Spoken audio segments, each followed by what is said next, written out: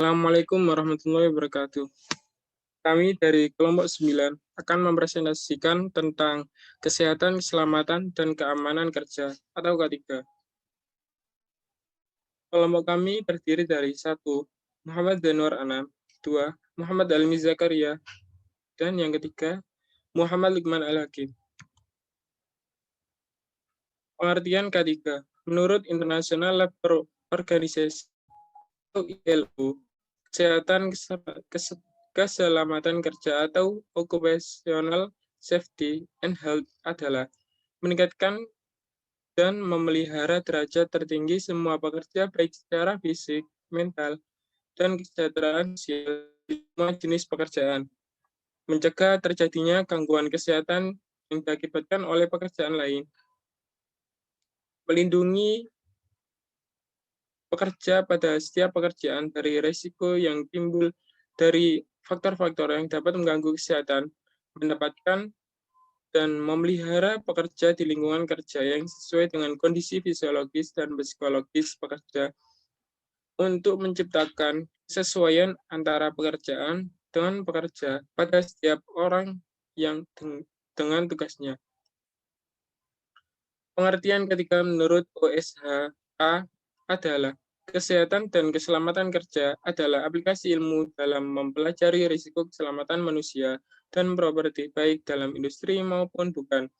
Kesehatan keselamatan kerja merupakan multidisiplin ilmu yang terdiri atas fisika, kimia, biologi, dan ilmu perilaku dengan aplikasi pada manufaktur, transportasi, penanganan material bahaya.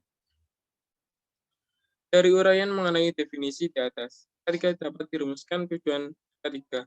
Tujuan utama dari pelaksanaan K3 ini terdapat dua. Pertama, menciptakan lingkungan kerja yang selamat dengan melakukan penilaian secara kualitatif dan kuantitatif. Kedua, menciptakan kondisi yang sehat bagi karyawan, keluarga, dan masyarakat sekitarnya melalui upaya promotif, preventif, kuratif, dan rehabilitatif. Upaya promotif, preventif, kuratif, dan rehabilitatif yaitu pertama, promosi kesehatan di tempat kerja menurut WHO adalah berbagai kebijakan dan aktivitas di tempat kerja yang dirancang untuk membantu pekerja dan perusahaan di semua level untuk memperbaiki dan meningkatkan kesejahteraan dengan melibatkan partisipasi pekerja, manajemen, dan stakeholder-nya. Promosi K3 bisa juga diartikan sebagai suatu usaha merubah perilaku seseorang dalam hal ini pekerja untuk bertindak ke arah yang diinginkan oleh promosi itu. Upaya promotif K3 dilakukan dengan peningkatan kesehatan dan perlindungan khusus. Peningkatan kesehatan di tempat kerja dilakukan melalui pendidikan dan pelatihan dengan berbagai metode dan media yang interaktif. Usaha preventif di tempat kerja dilakukan dengan diagnosis awal dan pengobatan dini. Diagnosis adalah serangkaian pemeriksaan yang dilakukan oleh seorang dokter untuk mengenali adanya suatu penyakit. Diagnosis dilakukan dengan penapisan, pemantauan, pemeriksaan kesehatan. Kesehatan kerja kuratif yaitu upaya yang dilakukan untuk membatasi terjadinya kecacatan karena penyakit akibat kerja atau kecelakaan kerja. Secara harfiah, kesehatan kerja kuratif berarti memberikan pengobatan yang tepat bertujuan untuk menghentikan penyakit dan mencegah komplikasi dan cacat menetap. Adanya kepastian, jaminan kesehatan kerja juga merupakan usaha kesehatan kerja kuratif. Dan yang terakhir, rehabilitatif atau pembatasan kecacatan bertujuan mengoptimalkan fungsi-fungsi yang masih ada. Pekerja yang mengalami kecacatan akibat kecelakaan kerja atau penyakit akibat kerja masih bisa bekerja secara penuh. Sejarah dan perkembangan K3. Sejarah perkembangan K3 di dunia dimulai dari zaman prasejarah sampai dengan zaman modern.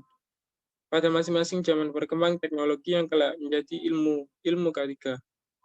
Ada banyak zaman tentang perkembangan K3 ini, namun yang kami bahas adalah beberapa di antaranya. Yang pertama, zaman prasejarah. Dimulai pada zaman batu dan goa. Manusia yang hidup pada zaman ini telah mulai membuat kapak dan tombak yang mudah untuk digunakan, serta tidak membahayakan bagi mereka saat digunakan. Desain tombak dan kapak yang mereka buat umumnya mempunyai bentuk yang lebih besar proporsinya pada mata kapak atau ujung tombak. Hal ini adalah untuk menggunakan kapak atau tombak tidak memerlukan tenaga yang besar karena dengan sedikit ayunan momentum yang dihasilkan cukup besar. Desain yang mengecil pada pegangan dimaksudkan untuk tidak membahayakan bagi pemakai saat memainkan kapak tersebut. Yang kedua, zaman bangsa Babilonia di Irak. Pada era ini, masyarakat sudah mencoba membuat sarung kapak agar aman dan tidak membahayakan bagi orang yang membawanya. Pada masa ini, masyarakat sudah mengenal berbagai macam peralatan yang digunakan untuk membantu pekerjaan mereka. Semakin berkembang setelah ditemukannya tembaga dan swasta sekitar 3.000 sampai 2.500 BC. Masyarakat sudah mengenal konstruksi dengan menggunakan batu bata yang dibuat proses pengeringan oleh sinar matahari. Pada era ini, masyarakat sudah membangun saluran air dari batu sebagai fasilitas sanitasi. Pada tahun 2000 BC muncul suatu peraturan Hammurabi yang menjadi dasar adanya kompensasi asuransi bagi pekerja. Dan yang ketiga, abad pertengahan. Pada abad pertengahan sudah diberlakukan pembayaran terhadap pekerja yang mengalami kecelakaan, sehingga menyebabkan cacat atau meninggal. Masyarakat pekerja sudah mengenal akan bahaya vapor di lingkungan kerja, sehingga harus menggunakan masker. Dan yang keempat, abad ke-18. Pada masa ini ada seorang ahli bernama Bernardino Ramazzini dari Universitas Modena di Italia menuliskan dalam bukunya yang terkenal, Discourse on the Disease of Workers. Pada zaman ini, melihat bahwa dokter-dokter pada masa itu yang jarang melihat hubungan antara pekerjaan dan penyakit, sehingga ada kalimat yang selalu diingatkan pada saat dia mendiagnosa seseorang, yaitu, "What is your occupation?" Ramazzini melihat bahwa ada dua faktor besar yang menyebabkan penyakit akibat kerja, yaitu bahaya yang ada dalam bahan-bahan yang digunakan ketika bekerja dan adanya gerakan janggal yang dilakukan oleh para pekerja ketika bekerja. Yang kelima, era revolusi industri. Pada era ini, hal-hal yang turut mempengaruhi perkembangan ketika adalah pergantian tenaga hewan dengan mesin-mesin seperti mesin uap yang baru ditemukan sebagai sumber energi. Penggunaan mesin-mesin yang menggantikan tenaga manusia, pengenalan metode-metode baru dalam pengolahan bahan baku. Pada masa ini berkembang pula pengorganisasian kerja dalam cakupan yang lebih besar. Perkembangan teknologi ini menyebabkan mulai muncul penyakit-penyakit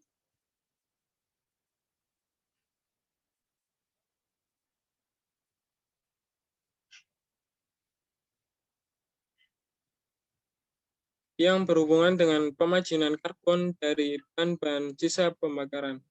Era industrialisasi. Sejak era revolusi industri atau sampai dengan pertengahan abad 20, maka penggunaan teknologi semakin berkembang sehingga kita juga mengikuti perkembangan ini. Perkembangan pembuatan alat pelindung diri, safety device, dan interlock, dan alat-alat pengaman lainnya juga turut berkembang. Era manajemen dan manajemen ketiga. Perkembangan era manajemen modern dimulai sejak tahun 1950 hingga sekarang. Perkembangan ini dimulai dengan teori Heinrich yang meneliti penyebab-penyebab kecelakaan bahwa umumnya 85% terjadi karena faktor manusia dan faktor kondisi kerja yang tidak aman. Pada era ini berkembang sistem otomasi pada pekerjaan yang untuk mengatasi masalah sulitnya melakukan perbaikan terhadap faktor manusia. Namun sistem otomasi menimbulkan masalah-masalah manusiawi yang akhirnya berdampak kepada kelancaran pekerjaan karena adanya blok-blok pekerjaan dan tidak terintegrasinya masing-masing unit pekerjaan. Sejalan dengan itu, Frank Bird dari International Loss Control Institute pada tahun 1972 mengemukakan teori loss causation model yang menyatakan bahwa faktor manajemen merupakan latar belakang penyebab yang menyebabkan terjadinya kecelakaan. Berdasarkan perkembangan tersebut, serta adanya kasus kecelakaan di Bhopal tahun 1984, akhirnya pada akhir abad 20, berkembanglah suatu konsep keterpaduan sistem manajemen ketika yang berorientasi pada koordinasi dan efisiensi penggunaan sumber daya. Keterpaduan semua unit-unit pekerja seperti safety, health, dan masalah lingkungan dalam suatu sistem manajemen juga menuntut adanya kualitas yang menjamin baik dari aspek input proses dan output. Hal ini ditunjukkan dengan munculnya standar-standar internasional seperti ISO 9000, ISO 14000, dan ISO 18000. Selanjutnya, di era masa mendatang. Perkembangan ketika pada masa yang akan datang tidak hanya difokuskan pada mulai menyentuh aspek-aspek yang sifatnya publik atau untuk masyarakat luas. Penerapan aspek-aspek ketika mulai menyentuh segala sektor aktivitas kehidupan dan lebih bertujuan untuk menjaga harkat dan martabat manusia serta penerapan hak asasi manusia demi terwujudnya kualitas hidup yang tinggi. Upaya ini tentu saja lebih banyak berorientasi kepada aspek perilaku manusia yang merupakan perwujudan aspek-aspek ketiga. Sejarah ketiga di Indonesia. Secara pasti tidak dapat diketahui kapan awal perkembangan ketiga di Indonesia.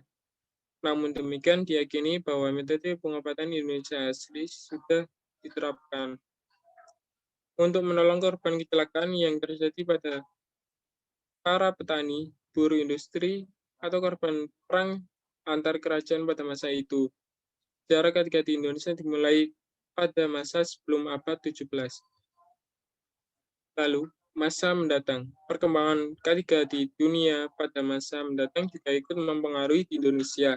Implementasi ketiga yang masih berorientasi pada kepatuhan terhadap aturan pada masa mendatang lebih menekankan pada kesadaran perilaku yang selamat dan sehat.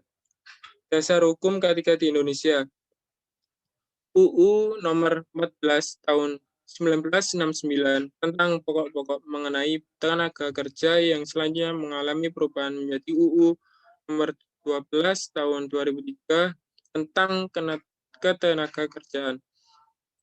Yang kedua, pasal 86 UU nomor 13 tahun 2003 menyatakan bahwa setiap pekerja atau buruh mempunyai hak untuk memperoleh perlindungan atas keselamatan dan kesehatan kerja, moral, dan kesusilaan, dan perilakuan yang sama dengan harkat dan martabat serta nilai-nilai agama. Yang ketiga, Undang-Undang Nomor 1 Tahun 1970 tentang keselamatan kerja yang ruang lingkupnya meliputi segala lingkungan kerja, baik di darat, di dalam tanah, permukaan air, di dalam air, maupun udara, yang berada di dalam wilayah kekuasaan hukum Republik Indonesia.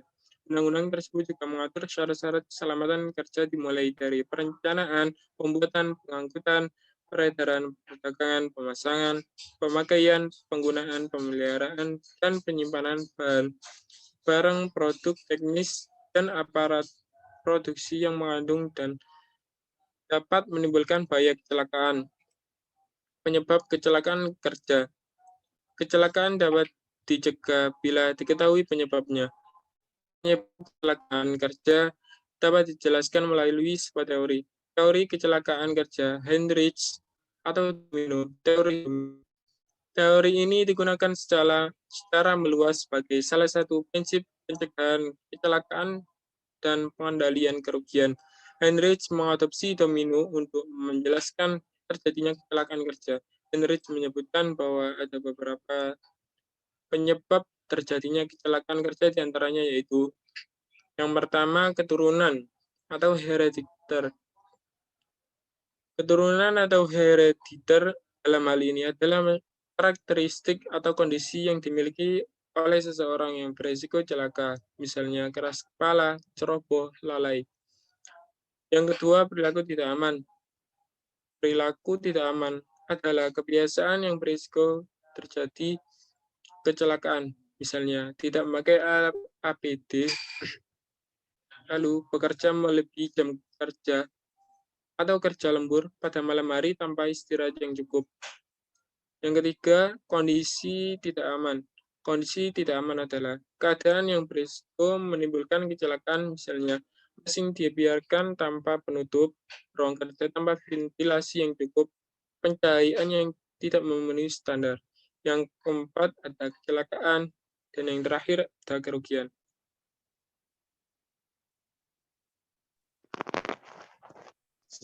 Sejarah dan perkembangan K3.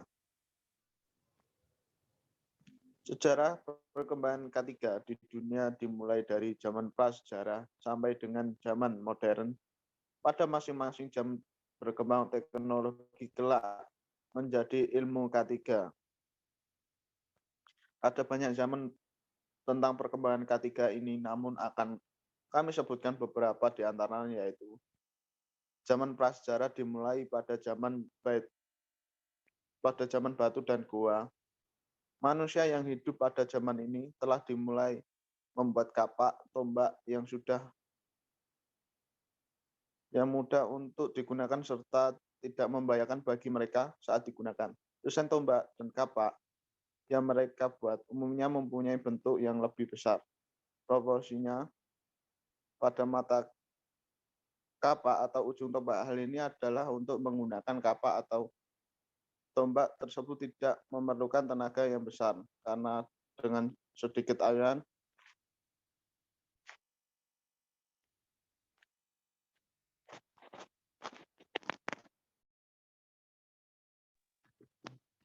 iki piye?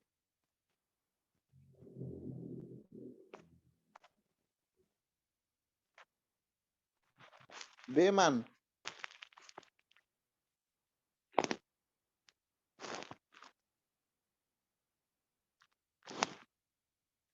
Penyebab kecelakaan kerja. Kinerja setiap petugas kesehatan dan non-kesehatan merupakan resultan dari 3 komponen kesehatan kerja, yaitu kapasitas kerja, beban kerja, dan lingkungan kerja yang dapat merupakan beban tambahan pada pekerja. Bila ketiga komponen tersebut serasi, maka bisa dicapai suatu derajat kesehatan kerja yang optimal dan peningkatan produktivitas. Sebaliknya, bila terdapat ketidakserasian, dapat menimbulkan masalah kesehatan kerja berupa penyakit ataupun kecelakaan akibat kerja yang pada akhirnya akan menurunkan produktivitas kerja. A. Kapasitas kerja.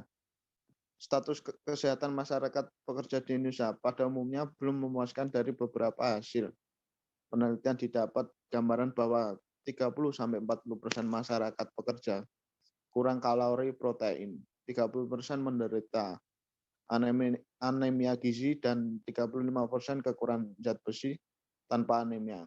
Kondisi kesehatan seperti ini tidak memungkinkan para pekerja untuk bekerja dengan produktivitas yang optimal. Hal ini diperberat lagi dengan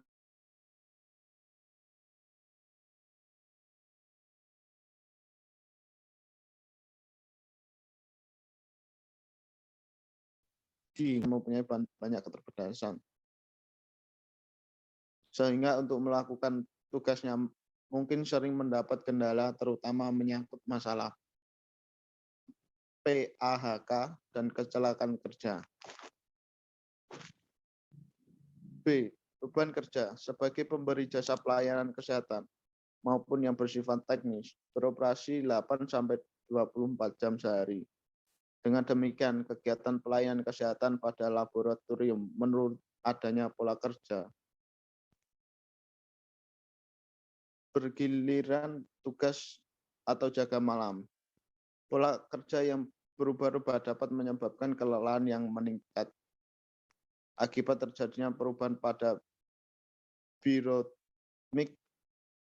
Faktor lain yang turut memperberat beban kerja antara lain tingkat gaji dan jaminan sosial bagi pekerja yang masih relatif rendah, yang berdampak pekerja terpaksa melakukan kerja tambahan secara berlebihan. Beban psikis ini dalam jangka waktu lama dapat menimbulkan stres. C. Lingkungan kerja. Lingkungan kerja bila tidak memenuhi persyaratan dapat mempengaruhi kesehatan kerja, dapat menimbulkan kecelakaan kerja, penyakit akibat kerja, dan penyakit akibat hubungan kerja. Tinjauan next.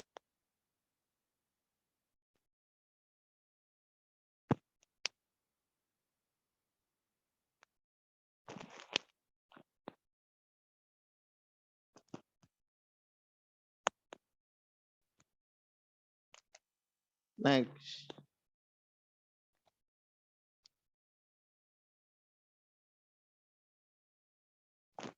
Tinjauan tentang tenaga kesehatan. A. Pengertian tenaga kesehatan. Kesehatan merupakan hak dan kebutuhan dasar manusia, dan dengan demikian pemerintah mempunyai kewajiban untuk mengadakan dan mengatur upaya pelayanan kesehatan yang dapat dijangkau rakyatnya. Masyarakat dari semua lapisan memiliki hak dan kesempatan yang sama untuk mendapat pelayanan kesehatan. Tenaga kesehatan adalah setiap orang yang mengabdikan diri di dalam bidang kesehatan serta memiliki pengetahuan dan atau keterampilan melalui pendidikan di bidang kesehatan yang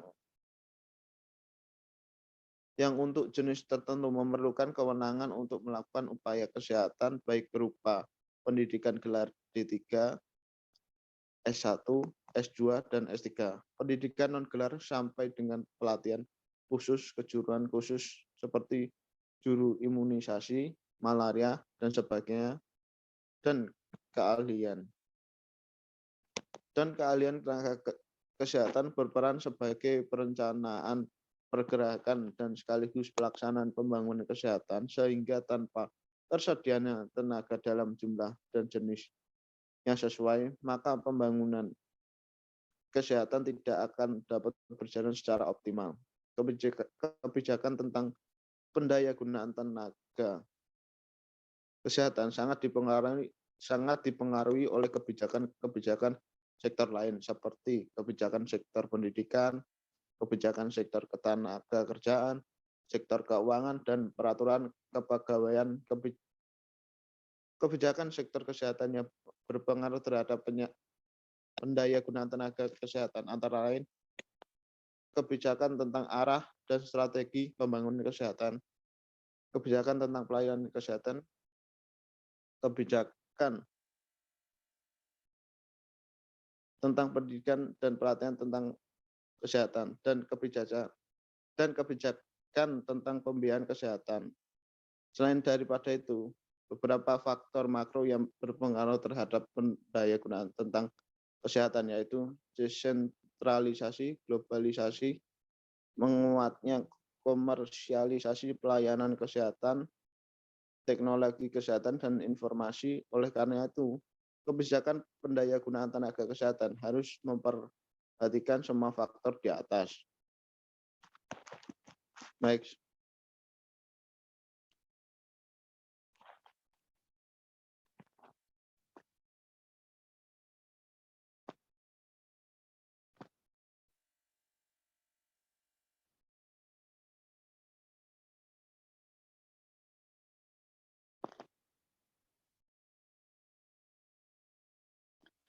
Tinjauan tentang kesehatan. B. Jenis tenaga kesehatan. Tenaga kesehatan adalah setiap orang mengabdikan diri serta memiliki pengetahuan dan atau keterampilan melalui pendidikan di bidang kesehatan yang untuk jenis tertentu memerlukan kewenangan untuk melakukan upaya kesehatan, baik merupakan pendidikan gelar D3, S1, S2, dan S3. Pendidikan non-gelar sampai dengan pelatihan khusus kejuruan seperti juru imunisasi, malaria, dan sebagainya, dan keahlian. Hal inilah yang membedakan jenis tenaga ini dengan tenaga lainnya. Hanya mereka yang mempunyai pendidikan atau keahlian khusus lah yang boleh melakukan pekerjaan tertentu yang berhubungan dengan jiwa dan fisik manusia serta lingkungannya. Jenis tenaga kesehatan terdiri dari 1. Perawat, 2. Perawat gigi, 3. Bidan, 4. Fisioterapis, 5. Refraksionis optician, 6. Radiografer, 7. Apoteker, 8. Asisten apoteker, 9. Analis farmasi, 10. Dokter umum, 11. Dokter gigi, 12. Dokter spesialis, 13. Dokter gigi spesialis, 14. Akupunturasi, 15. Terapis bicara dan akupositerapis.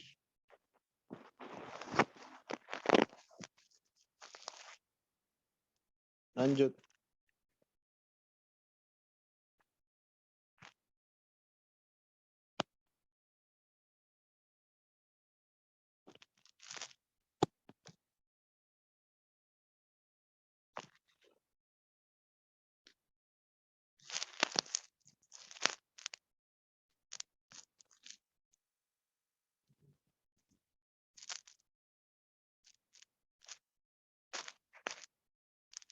Peran tenaga kesehatan dalam menangani korban kecelakaan kerja.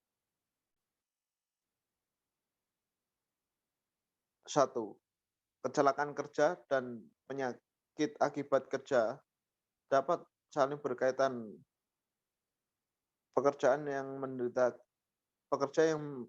menderita gangguan kesehatan atau penyakit akibat kerja cenderung lebih mudah mengalami kecelakaan kerja.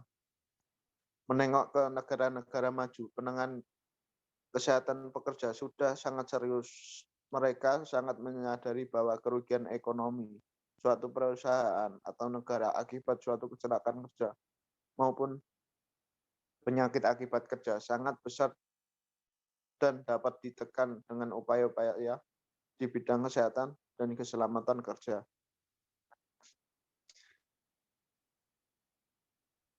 Di negara maju, banyak pakar tentang kesehatan dan keselamatan kerja, dan banyak buku serta hasil penelitian yang berkaitan dengan kesehatan tenaga kerja yang telah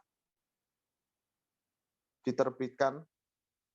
Di era globalisasi ini, kita harus mengikuti tren yang ada di negara maju. Dalam hal penanganan kesehatan pekerja, kita pun harus mengikuti standar internasional agar industri kita tetap dapat ikut bersaing di pasar global. Dengan berbagai alasan,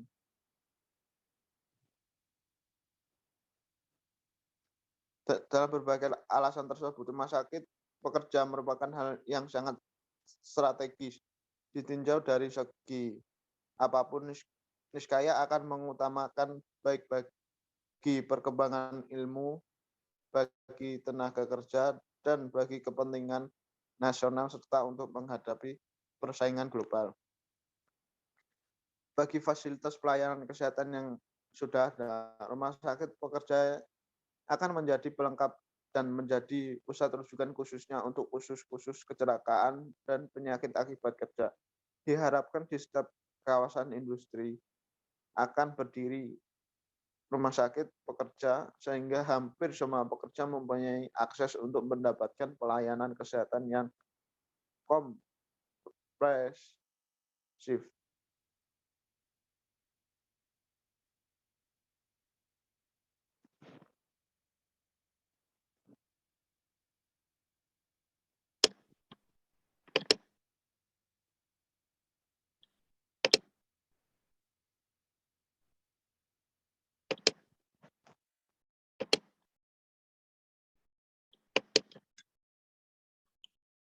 Selanjutnya, kecelakaan kerja adalah salah satu dari sekian banyak masalah di bidang keselamatan dan kesehatan yang dapat menyebabkan kerugian jiwa dan materi.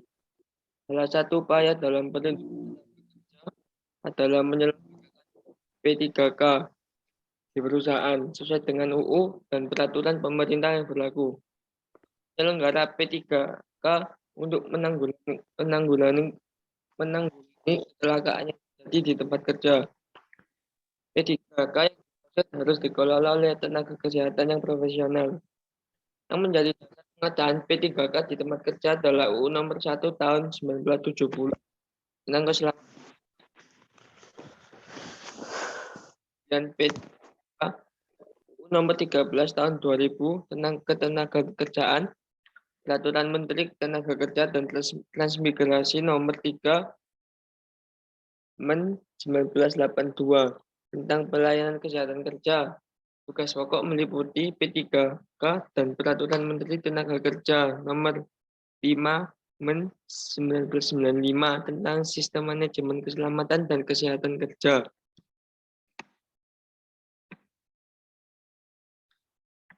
Pengendalian melalui jalur kesehatan atau medical control. 1. Pengendalian melalui jalur kesehatan, yaitu upaya untuk menemukan gangguan sedini mungkin dengan cara mengenal, recognition, kecelakaan, dan penyakit akibat kerja yang dapat tumbuh pada setiap jenis pekerjaan di unit pelayanan kesehatan, dan pencegahan meluasnya gangguan yang sudah ada baik terhadap pekerja itu sendiri maupun terhadap orang di sekitarnya. Dengan deteksi dini, maka penata laksanaan kasus menjadi lebih cepat, mengurangi penderitaan, dan mempercepat pemulihan kemampuan produktivitas masyarakat bekerja. Di sini diperlukan sistem rujukan untuk menegakkan diagnosa penyakit akibat kerja secara cepat dan tepat. Pencegahan sekunder ini dilaksanakan melalui pemeriksaan kesehatan pekerja yang meliputi 1. Pemeriksaan awal adalah pemeriksaan kesehatan yang dilakukan sebelum seorang calon pekerja mulai melaksanakan pekerjaannya. Pemeriksaan ini bertujuan untuk memperoleh gambaran tentang status kesehatan calon pekerja dan mengetahui apakah calon pekerja tersebut ditinjau dari segi kesehatannya sesuai dengan pekerjaan yang akan ditugaskan kepadanya. Anamnes umum. Pemeriksaan kesehatan awal ini meliputi anamnes pekerjaan, penyakit yang pernah diderita, alergi, imunisasi yang pernah didapat, pemeriksaan badan, pemeriksaan laboratorium rutin, pemeriksaan tertentu, tuberkulin test, dan psikotest. Kedua, pemeriksaan berkala adalah pemeriksaan kesehatan yang dilaksanakan secara berkala dengan jarak waktu berkala yang disesuaikan dengan besarnya risiko kesehatan yang dihadapi. Makin besar risiko kerja, makin kecil jarak waktu antar pemeriksaan berkala. Ruang lingkup pemeriksaan di sini meliputi pemeriksaan umum dan pemeriksaan khusus seperti pada pemeriksaan awal dan bila diperlukan ditambah dengan pemeriksaan lainnya sesuai dengan risiko kesehatan yang dihadapi dalam pekerjaan. Ketiga, pemeriksaan khusus, yaitu pemeriksaan kesehatan yang dilakukan pada khusus di luar waktu. Pemeriksaan berkala, yaitu keadaan di mana ada atau diduga ada keadaan yang dapat mengganggu kesehatan pekerja. Sebagai unit di sektor kesehatan, pengembangan K3 tidak hanya untuk intern laboratorium kesehatan. Dalam hal ini memberikan pelayanan paripurna juga harus merambah dan memberi panutan pada masyarakat pekerja di sekitarnya. Utamanya pelayanan promotif dan preventif, misalnya untuk mengamankan limbah agar tidak bertambah kesehatan bagi pekerja atau masyarakat di sekitarnya. Meningkatkan kepekaan dalam mengenali safe dan unsafe condition agar tidak terjadi kecelakaan dan sebagainya. Sekian dari kelompok kami. Assalamualaikum warahmatullahi wabarakatuh. Waalaikumsalam warahmatullahi wabarakatuh.